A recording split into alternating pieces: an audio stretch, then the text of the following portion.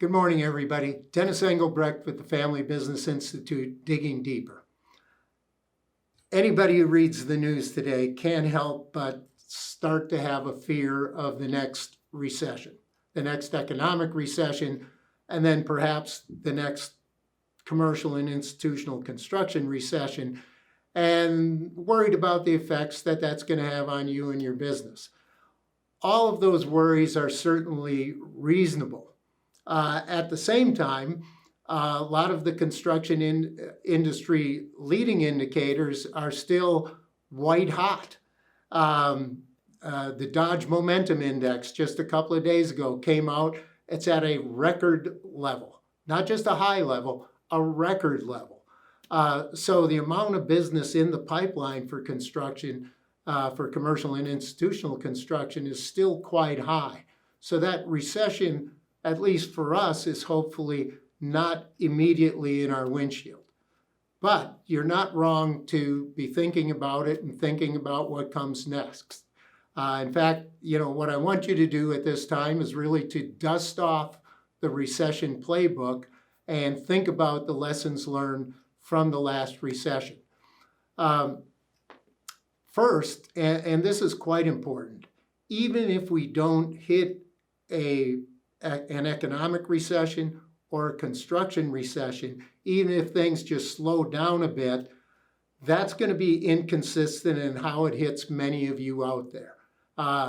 One of the lessons from the last recession is there's inconsistent timing and effect on different companies based on whether you're doing private or public work, whether you're working in sectors that are interest rate sensitive, whether you're working in a sector that's maybe more consumer demand oriented. I'm thinking of the auto industry in Detroit and Michigan, going back in the 2000s, who got hit extraordinarily and didn't recover for a long time. Also, there's the sort of the law of gravity. The saying is, what goes up must come down. Well, previous hotspots are areas too that could be pulling back in. Just read an article this week about the fall off in housing in North Texas. And again, that was one of those super hot areas. So, what goes up may have the tendency or the chance to really fall as well. Oil dominant and oil affected areas.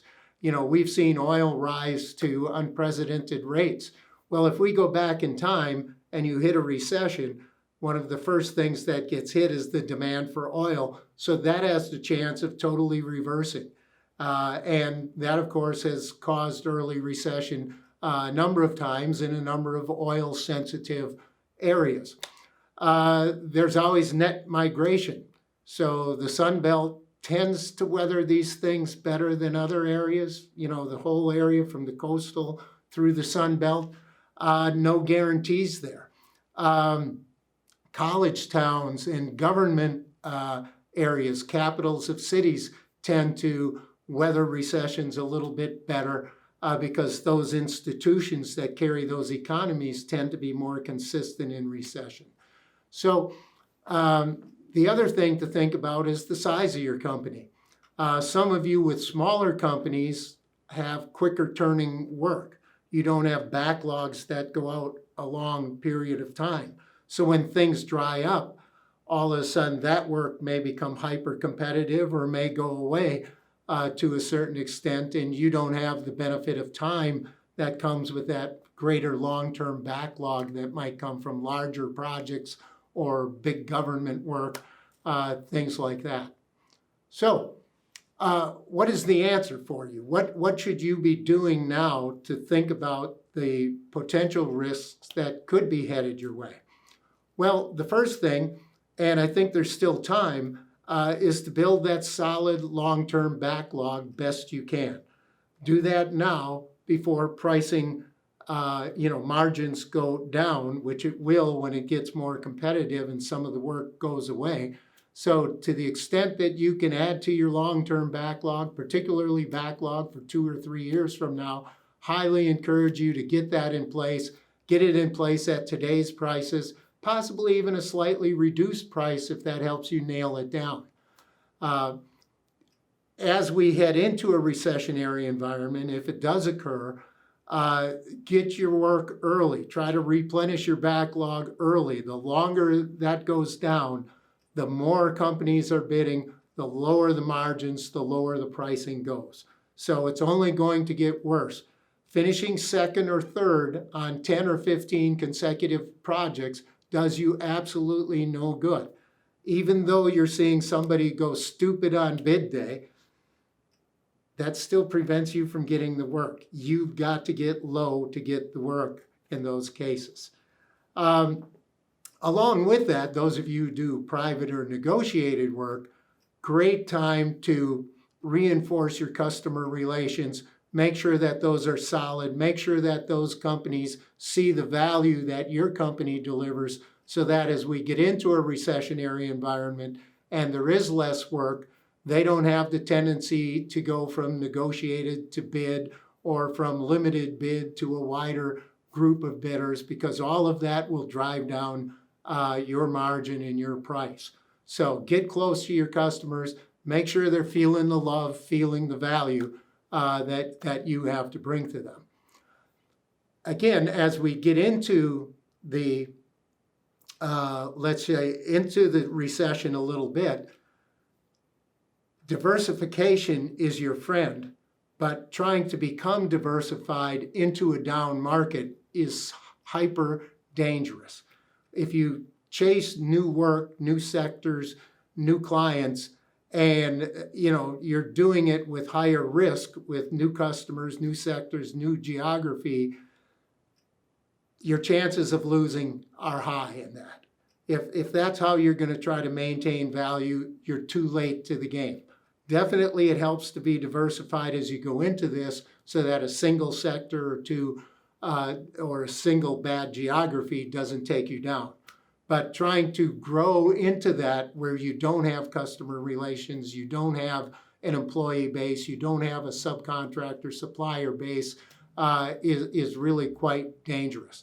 So the alternative to that is the willingness to get smaller. So hard to chase, diversification into the teeth of a recession. Number 3, start planning. Create multiple scenarios for what it looks like to cut back or change strategies on where you're going to do work or how you're going to get work, etc. Have those contingencies in place, so when you see it coming and you know it's affecting you, you're ready to launch, and you're ready to launch successfully, because it can be very nuanced. A strategy not well thought out can definitely hurt your company. So you want to make sure you've done the planning in advance so you don't end up with, I'll call it, panic planning. As you get into that, as you do cut back, and it may be necessary for you to cut back, and you may even have some fat that you need to cut back. All of that's okay. One of the things we learned from prior recessions is it's better to cut people than it is to cut salaries or cut benefits. Get rid of them, keep the team you have happy and motivated. When you cut salaries and you cut benefits, that makes everybody unhappy. And when you need greater productivity and efficiency, you got to have a happy, motivated workforce. So you're kind of working against yourself when you do that. Don't be afraid to make the cuts quickly and early, and then regather your team. This is who we're going forward with. Those sort of death by 1,000 cuts, where you lay somebody off this week, and then 2 weeks later lay off one more person, and 2 weeks later lay off another person. That leaves everybody on edge and nobody's secure. So if you got to make cuts, you know where you're going to go, do it hard, get where you're going, and then regroup as you need to. If you haven't done this already, it's a good time to gather your war chest. Increase your equity so that you have simply more staying power. So that, if you choose to keep your entire team together, or even more of your team together than the work dictates, it's not going to be lethal to you to even lose money. I'm not suggesting you lose money, but what's $1 million commitment to keep your team together over a couple of years when you can come out stronger and be better and have a great culture. It's a lot easier to lose $1 million just by, losing your culture and making folks unhappy. So think about having that war chest and what your willingness is. Hopefully you don't go below zero, but what your willingness is to invest in your people and keep that team together. Next thing is, make sure, wherever you come out on this, you do rally the troops and you do communicate.